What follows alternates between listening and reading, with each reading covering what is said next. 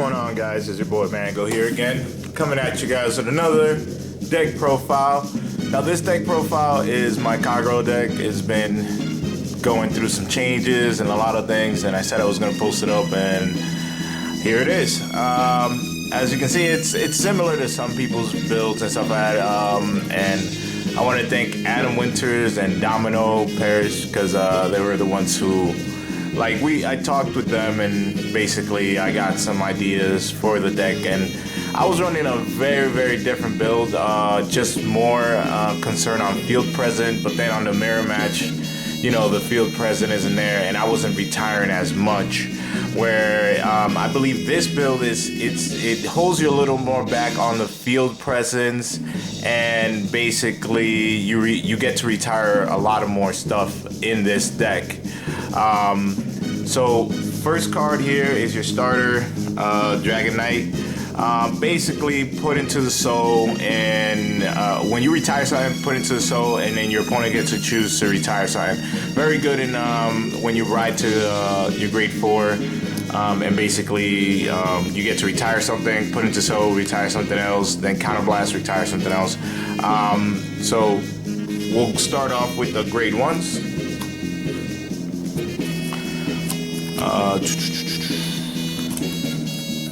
You run 4.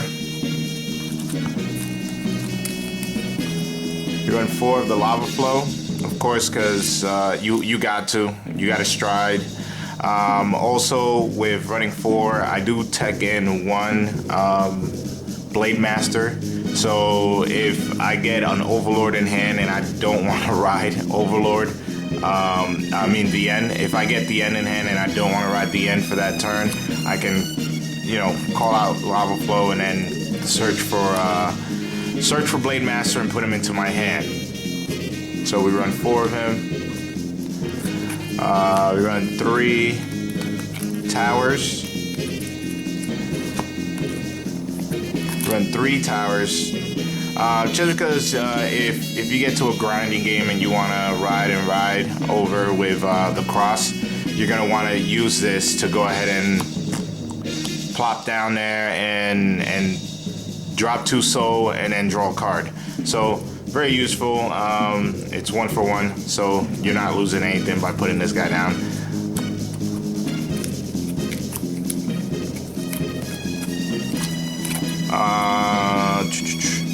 So Energy Flame, I like this card in the deck.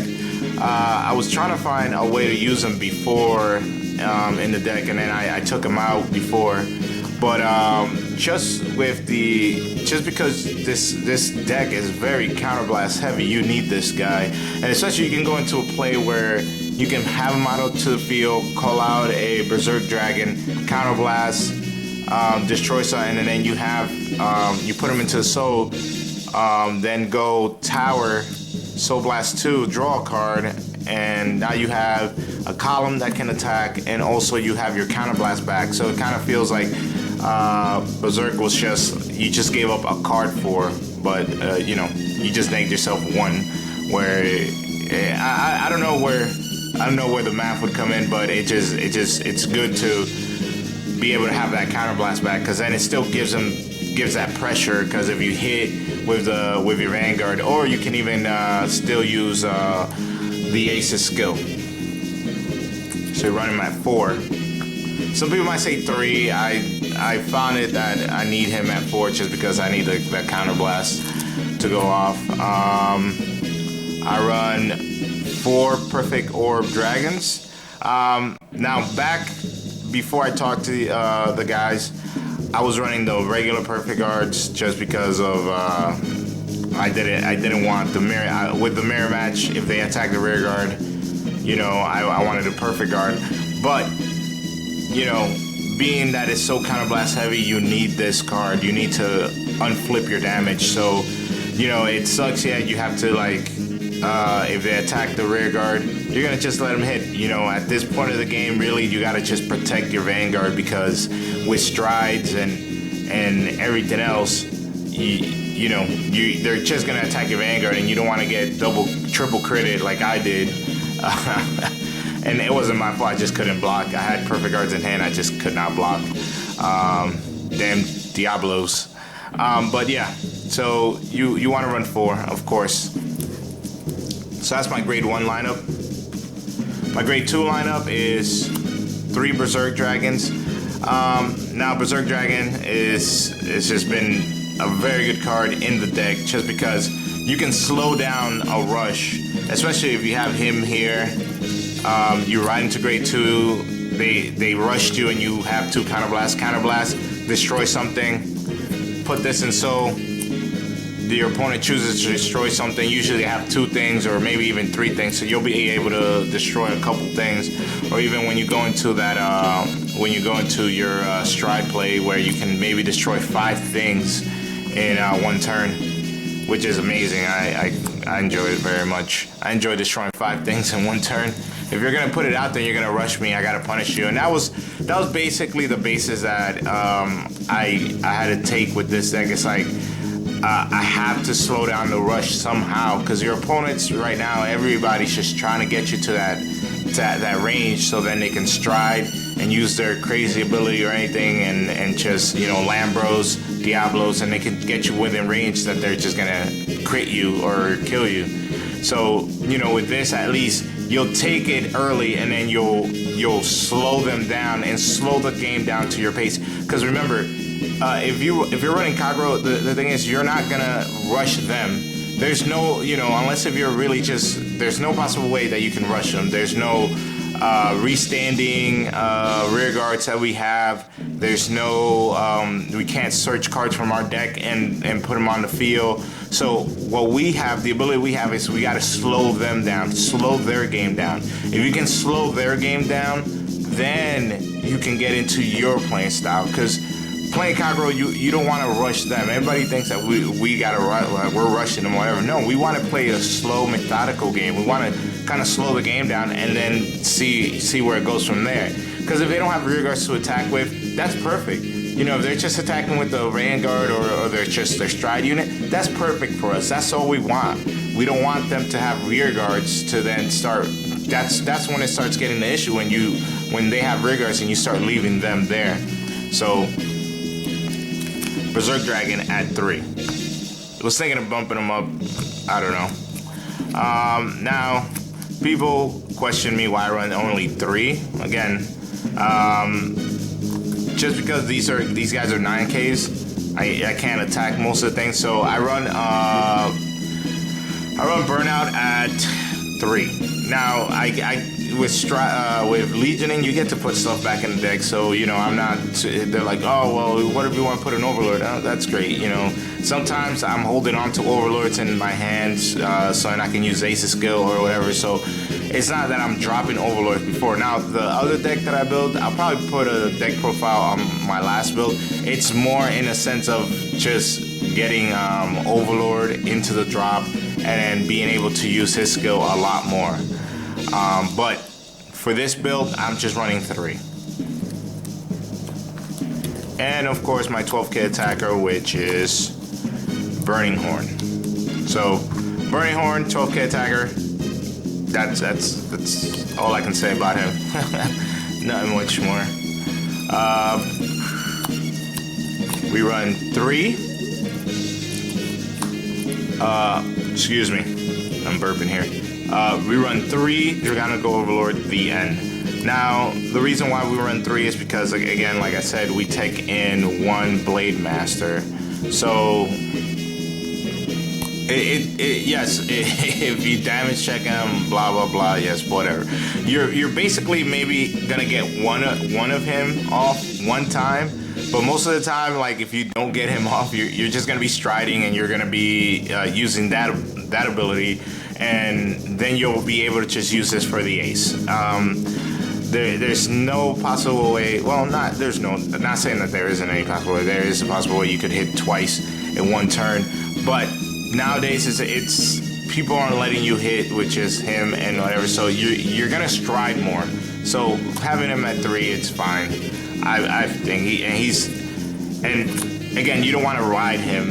If you're riding him, then, you know, you're not gonna have a good time just because you don't have the power behind them, and everybody's just so used to guarding for big things when you're just swinging for this for 11 or 16 or 18. They're like, oh, that's it. All right, I can block that. We run one Blade Master. Now, the reason why I run one Blade Master, again, like I said, if you have him in hand and you have a Lava Flow, just put out the Lava Flow, show this to your opponent, and search him out.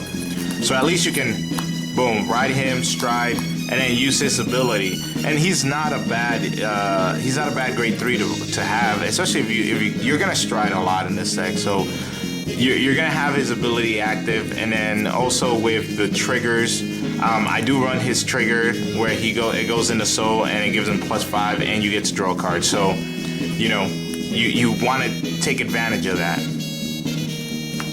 and it's just a great skill to counter blast. And especially you can retire like maybe 5 things in one turn. I would love to retire 6. And then we run for the X. Don't need to know.